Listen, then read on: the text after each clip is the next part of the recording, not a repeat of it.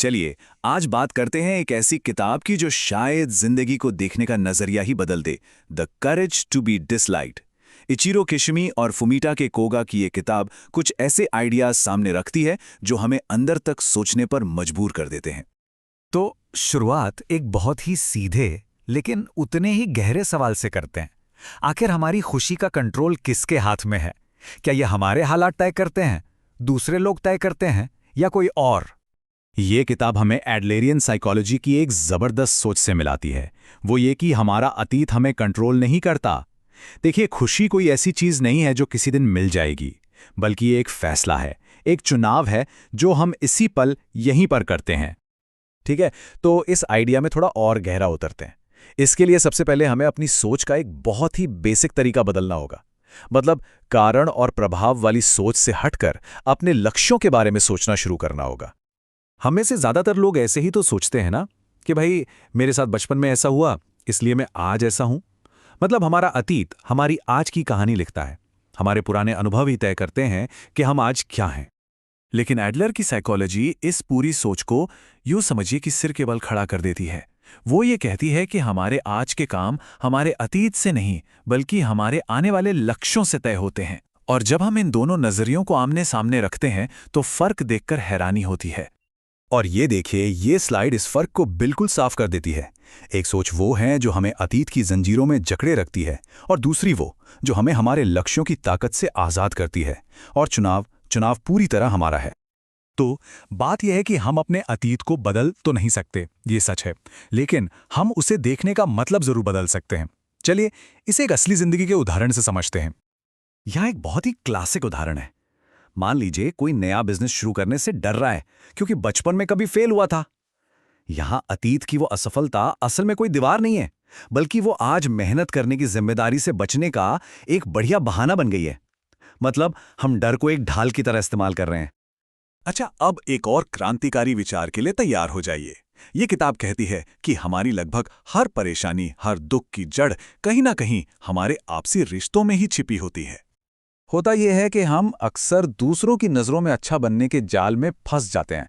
हम अपनी राय इसलिए नहीं रखते कि कहीं किसी को बुरा ना लग जाए, लेकिन असली आज़ादी वो तो तब मिलती है जब हमें नापसंद किए जाने का साहस आ जाता है। तो फिर रिश्तों की इन उलझनों से बाहर कैसे निकलें? इसका जवाब एक बहुत ही असरदार तकनीक में है, जिसे कहते हैं कार्य पृथक्करण या टास्क सेपरेशन।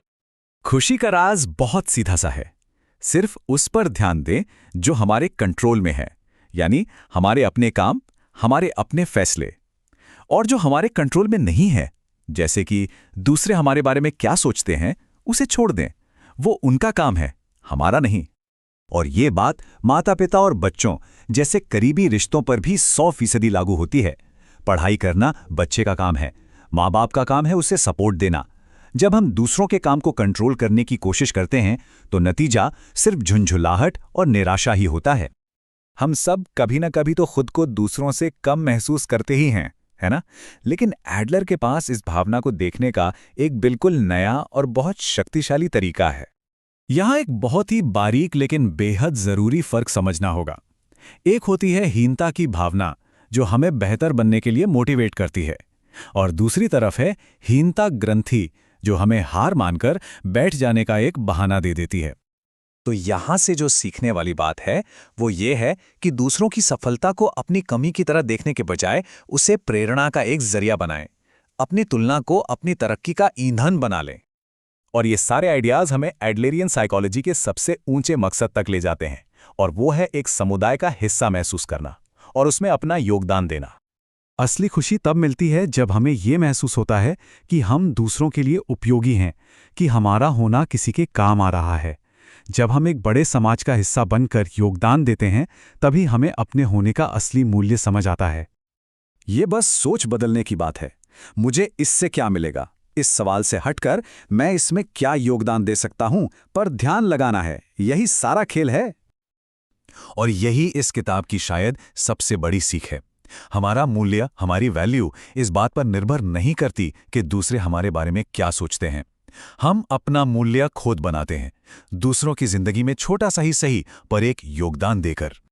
तो ये विश्लेषण हमें इस एक आखिरी और शायद सबसे मुश्किल सवाल के साथ छोड़ जाता है क्या हम में नापसंद होने का साहस है? इसका जवाब हम सभी को अपने अंदर ही खोजना होगा।